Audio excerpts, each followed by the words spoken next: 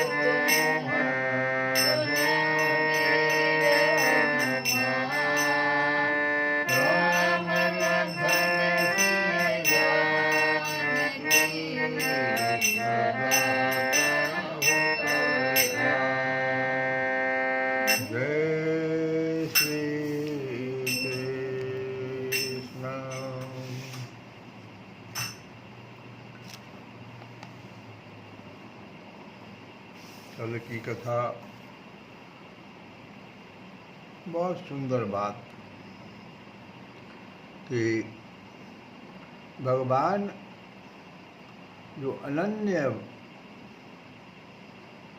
प्रेमी भक्त हैं और हमेशा जो भगवान की निरंतर चिंतन में लगे हुए रहते हैं, निष्काम भाव से, तो वैसे भक्त का योगक्षेम स्वयं भगवान पूरा करते हैं। अब ऐसा भी नहीं, इसका अर्थ जो है, ऐसा भी कुछ भक्त ऐसे भी हो जाते हैं कि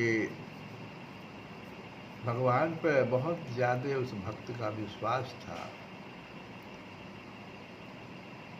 और वो हमेशा सोचता था कि भगवान ही हमारे योगक्षेम का वहन करेंगे। लेकिन अब कैसा विश्वास था, एकाएक उस जिस गांव में वो भक्त रहता था बाढ़ आ गई। अब वो बाढ़ से बचने के लिए झोपड़ी में रहता था, बाढ़ से बचने के लिए झोपड़ी के ऊपर चढ़ गया। एक नौका आई, नौका वालों ने कहा भी कि भाई तुम इस पे आ जाओ, वो नहीं चढ़ा उस पर। कहा भगवान हमारे योगक्षेम का वहन करेंगे। जब पानी जो है उसके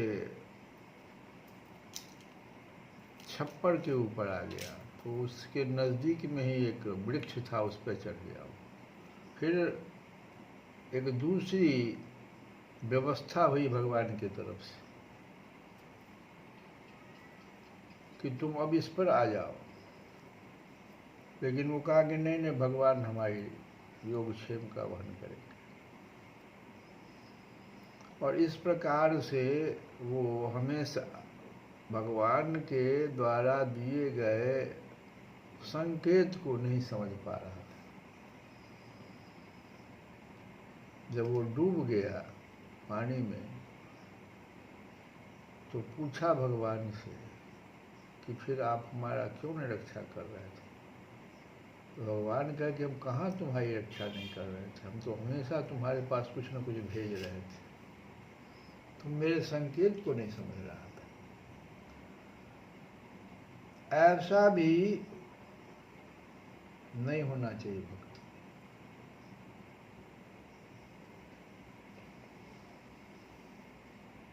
योगक्षेम का ठीक से अगर अर्थ समझे हम तो है भगवत स्वरूप की प्राप्ति का नाम योग है और भगवत प्राप्ति के निमित्त किए हुए साधन की रक्षा का नाम से है। लौकिक योगक्षेम न इसका अर्थ समझना चाहिए। भगवत स्वरूप की प्राप्ति भगवान करा देते हैं, ये योग है। फिर आगे भगवान कहते हैं कि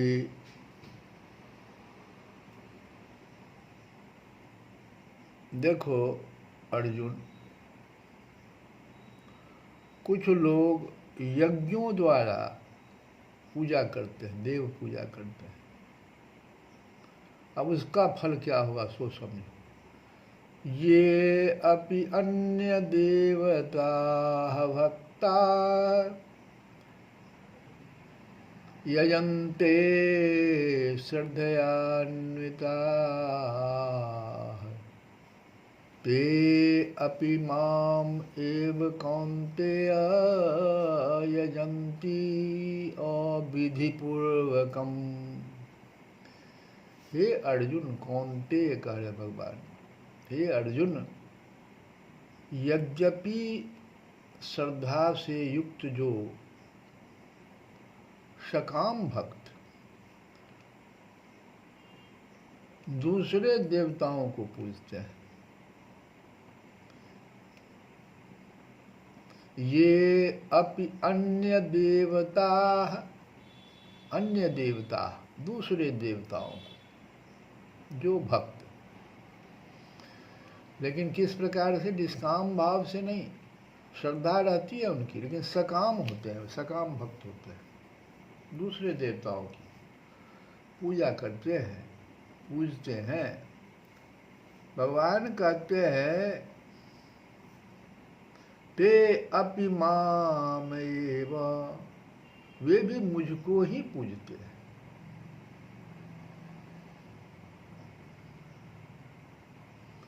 ते अपि मामेव यजन्ति, वे भी मुझे ही पूजते हैं। किंतु, भगवान यहाँ किंतु लगा दिए, किंतु उनका वह पूजन अविधि पूर्वकम, अज्ञान पूर्वक है। अविधि पूर्वक अर्थात अज्ञान पूर्वक है।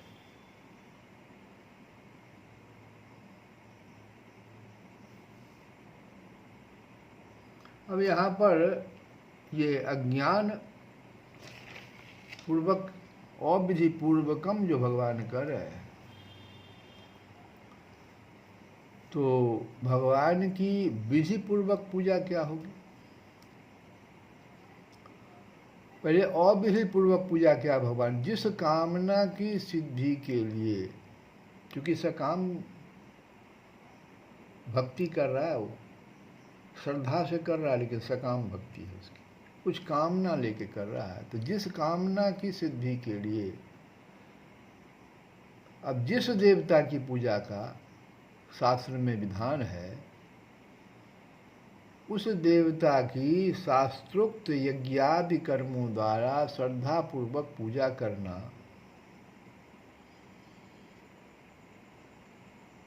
ये अन्य देवताओं की पूजा करना है। समस्त देवता भी भगवान के ही अंगभूत हैं, भगवान ही सबके स्वामी हैं, तो भगवान ही उनके रूप में प्रकट है। लेकिन इस तत्व को न जानकर उन देवताओं को भगवान से भिन्न समझकर क्या गलती हो रही है? सो देखो, इस तत्व को समझता ही नहीं है कि भगवान ही विभिन्न रूपों में पूजा स्वीकार कर रहे हैं, लेकिन इसको न समझकर और भगवान से उस देवता को भिन्न समझकर सकाम भाव से जो उनकी पूजा करता है, यही भगवान की अविधि पूर्वक पूजा हो, भगवान से भिन्न समझ के कर रहा है।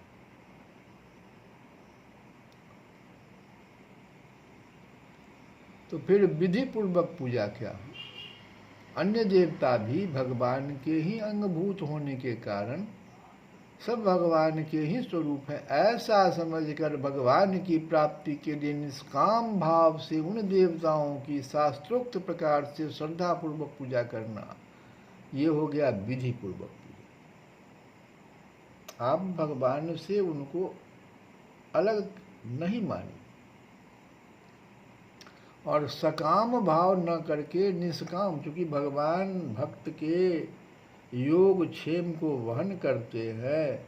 इस अगर भगवान को उनसे भिन्न न मानेंगे तो भगवान ही हमारे योग क्षेम का वहन कर रहे हैं, तो फिर हम सकाम भाव से क्यों पूजा कर रहे हैं?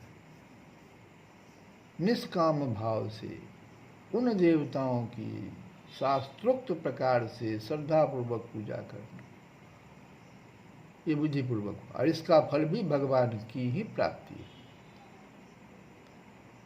अब इसमें कथा राजा रंती देव की आती है।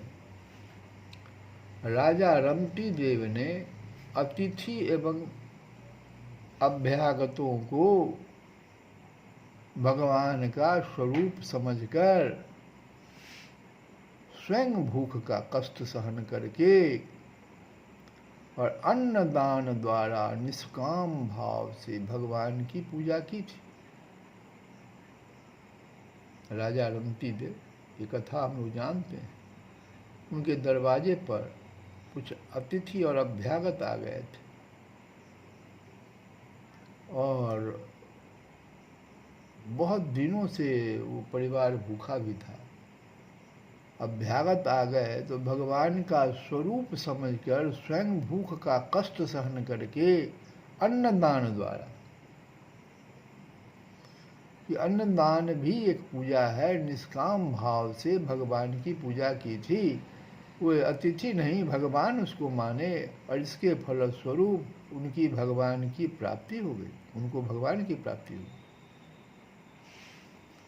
इसी प्रकार कोई भी मनुष्य जो देवता, गुरु, ब्राह्मण, माता, पिता, अतिथि, अभ्यागत, जो भी समस्त प्राणियों को भगवान का स्वरूप समझकर भगवान की प्रसन्नता के लिए उन्हीं की आज्ञा के अनुसार उन सब की सेवा आदि का कार्य करता है, उसकी वह सेवा विधि पूर्वक मानी जाएगी।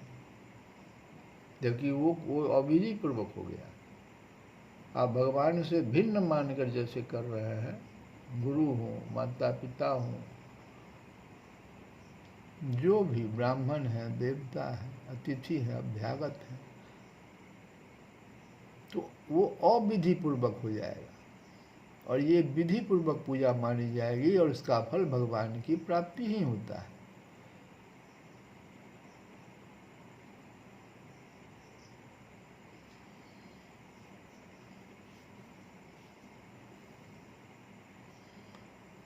तो इस भेद को समझना, अनभिज्ञता के कारण फल में इतना महान भेद हो जाता है। हम लोग जो कल भजन गा रहे थे कि जानत प्रीत रीति रघुराई, जानत प्रीत रीत रघुराई, प्रीत की रीति एक श्री रघुनाथ जी ही जानते हैं। दशरथ जी का उदाहरण और गिद्ध का उदाहरण हम लोग कल सुने। अब आगे सुनिए। लिए बिरही सुग्रीव सखा लखी, तिय बिरही तिय बिरही, तिय बिरही, तिय बिरही, तिय बिरही का क्या अर्थ हुआ? तो मित्र सुग्रीव को तिय स्त्री का विरह, तो तिय बिरही सुग्रीव सखा लखी, प्राण प्रिया बिसराई, तिय बिरही सुग्रीव सखा लखी, तिय बिरही सुग्रीव सखा लखी, ओ प्राण प्रिया बिसराई, रन परयो बंधु विभीषण ही को, सोचे हृदय अधिकाई, जानत प्रीत रीत रघुराई, जानत प्रीत रीत रघुराई।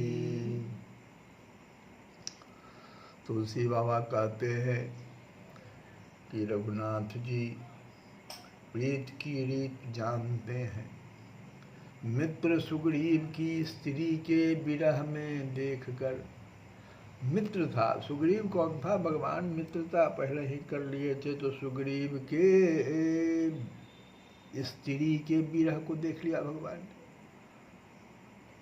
और देखकर उस समय तो स्वयं भगवान अपने प्राणाधि प्यारी सीता जी को खोज रहे थे, लेकिन उसको भुला दिया।